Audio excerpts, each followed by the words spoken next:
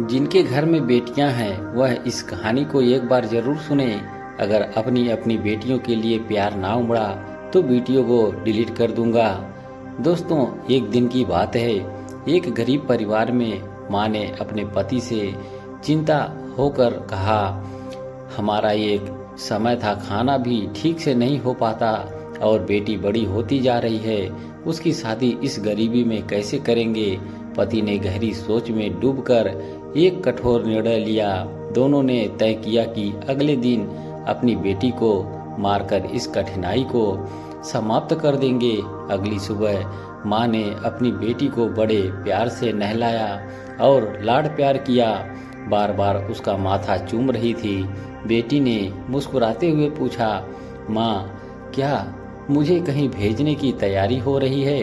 आपने मुझे पहले कभी इतना प्यार नहीं किया।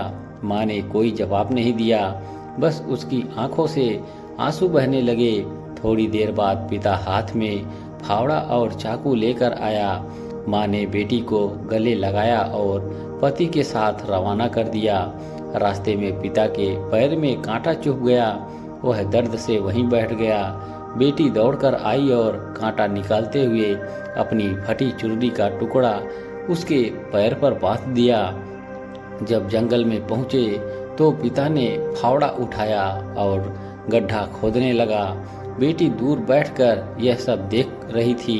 पसीने में तरबतर पिता को देखकर बेटी पास आई और अपनी चुनरी से उनका पसीना पोंछने लगी। पिता ने गुस्से में कहा, तू दूर बैठ, मेरे पास मत आ। थोड़ी देर बाद जब पिता थक गया तो बेटी पास आकर बोली, पिताजी, आप बहुत थक गए हो, फावड़ा मुझे दीजिए, मैं गड्ढा खोद देती हूँ।